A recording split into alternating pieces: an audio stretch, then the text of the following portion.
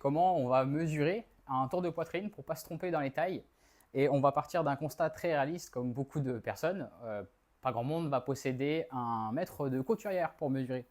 Donc moi, je vous propose de le mesurer avec du fil de jardin. Ça marche avec des rallonges. On m'a sorti même un clave d'iPhone pour faire ces mesures. Tout est bon pour faire le tour tant que c'est rond, que ça peut faire le tour, que c'est souple et que ça épouse bien les formes. En soi, ça fonctionne. Première mesure, c'est le tour de poitrine. C'est le tour qui va passer au milieu des mamelons et à l'endroit de croisement. Donc là, j'ai ma pointe ici. Hop, ça va. Donc, une fois que j'ai le fil, je l'ai posé à côté. J'ai mis une tasse, ne me demandez pas pourquoi, c'est pour le tenir, pourquoi pas. Et du coup, avec un mètre de chantier, après, on va venir tendre jusqu'au bout. Et là, on tomberait à peu près à 121 cm et demi. Donc là, on est sur le tour de poitrine. Maintenant, on va prendre la deuxième mesure qui va être le tour sous poitrine. Vous pouvez reprendre le même fil parce que ça va forcément être plus petit. Pareil, même principe, mais cette fois-ci, je vais vraiment venir passer en dessous, en dessous, en dessous.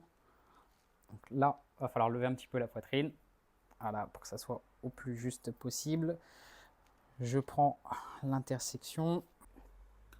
Et après, pareil, vous recommencez. On met sur la table. Et là, pareil, on est reparti. Donc, on prend la mesure, on prend la mesure, on prend la mesure. Et on arrive, coller, coller, coller. Coller, coller, coller, coller. On est à peu près sur 102. Donc, la taille 120 cm de tour de poitrine et en dessous 102 cm. Chez Bindon, ça correspond à une taille XL. Donc, le mannequin maintenant va essayer le binder pour que vous puissiez vous rendre compte. Donc là, sur un format brassière très très souple. Et avec le binder pour voir la différence du plaquage sur les côtes et sur la poitrine et aussi quelle est la manière de bien l'enfiler. Donc là, le modèle vient d'enfiler le binder, mais il y a eu une mauvaise pratique, c'est-à-dire que la personne a enfilé le binder mais n'a pas repositionné la poitrine. Donc là, on va lui demander de positionner correctement la poitrine, qui consiste à bien centrer le mamelon au milieu du binder. On le voit là sur la caméra, c'est-à-dire que le mamelon actuellement il descend, il faut qu'il soit bien centré ici de chaque côté pour que quand ça va venir aplatir, on soit vraiment sur un aplatissement très uniforme sur toute la zone. Donc là, je te laisse replacer du coup correctement et faire le mouvement pour replacer correctement les deux seins. Donc on va venir chercher le sein, le soulever et positionner le centre du téton, du mamelon, au milieu du binder.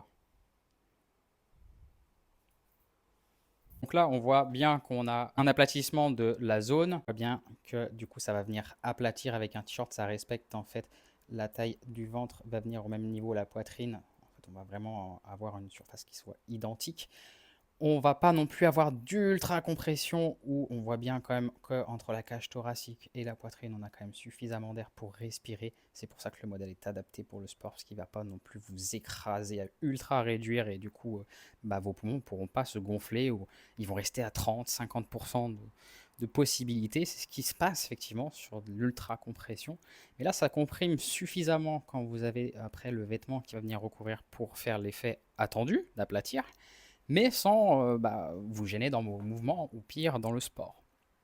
On va retrouver également dans le dos un joli croisé en couture qui va permettre en fait d'aider à soutenir le dos. En fait, on va vraiment avoir une disposition intelligente, pareil ici, qui va venir soutenir le dos pour vraiment avoir un joli maintien dans le dos et pas avoir cet effet un petit peu tortu quand on porte un binder où on va se recroqueviller sur soi-même. Là, pas du tout. C'est pour ça qu'il est vraiment adapté pour le sport, adapté pour les mouvements.